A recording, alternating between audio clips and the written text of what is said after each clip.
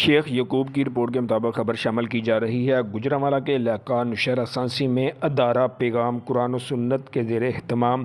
عید میلاد النبی کا جلوس نکالا گیا، جس میں تمام سنی تنظیموں، علماء کرام، مشائخ اعظام اور مدرس کے طلباء، اساتذہ، وکلاء، صحافیوں، تاجر اور مختلف شعبوں سے تعلق رکھنے والے لوگوں اور عوام الناس نے بہت بڑی تعداد میں شرکت کی۔ جلوس روانگی سے پہلے چوک میلاد النبی نوشہرہ سانسی میں محفل پاک کا انعقاد کیا گیا، جس میں تلاوت قرآن پاک اور نعت خوانی کے علاوہ علماء کرام نے تقاریر کی اور چوک میلاد النبی میں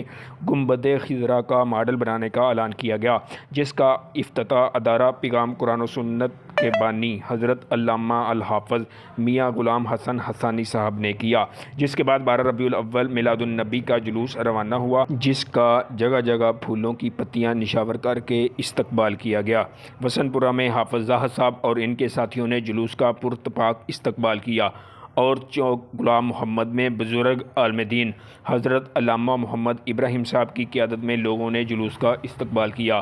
اور آستانہ عالیہ دارالفیض حافظ محمد اشفاق مجددی اور ان کے ساتھیوں نے اپنے آستانے پر جلوس کا استقبال کیا اور یہ جلوس اپنے روایتی راستوں سے ہوتے ہوئے خیالی دروازہ چوک میں پہنچا اور وہاں سے شہر کے مرکزی جلوس میں داخل ہو گیا۔ کیمرہ مین علی بٹ کے ساتھ شیخ محمد یعقوب، نیوز 4 گوجرانوالہ۔